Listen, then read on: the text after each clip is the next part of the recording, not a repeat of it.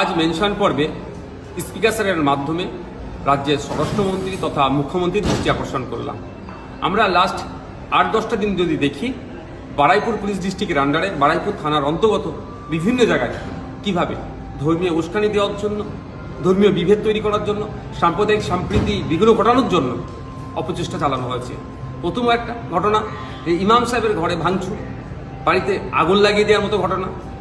তার কয়েকদিনের মধ্যেই মসজিদের মধ্যে ঢুকে মসজিদের পবিত্রতা নষ্ট করা, ওখানে বিচ্ছাপ করা, আসবাস সামগ্রী ভেঙে দেওয়া, এই অভিযোগ আছে।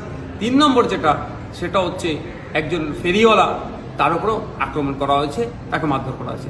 ঘটনাচক্রে 3 জনের ধর্মীয় পরিচয়, সামাজিক পরিচয় সংখ্যালঘু মুসলমান।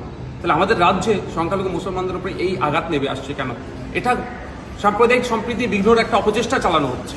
দুর্ভাগ্যের বিষয়, পুলিশ প্রশাসনের যে সক্রিয় হওয়া দরকার সে অর্থ তারা সক্রিয় হচ্ছে না। তাই এই তদন্ত করা দরকার, কাদের ইন্ধনে কারা কারা যুক্তের মধ্যে এই ধরনের অপ্রীতিকর ঘটনা ঘটানোর চেষ্টা হচ্ছে। সেই মর্মেই আজকে মাননীয় স্বরাষ্ট্রমন্ত্রী তথা মুখ্যমন্ত্রী দৃষ্টি আকর্ষণ করলাম, অবিলম্বে এই বিষয়টা কঠোর হস্তে ধরা হোক, রাজ্যের আইন শৃঙ্খলা শান্তির স্বার্থে এবং সাম্প্রদায়িক সম্প্রীতি অক্ষুণ্ণর স্বার্থে কঠোর হস্তে এগুলোকে দমন করার আমি আবেদন করলাম।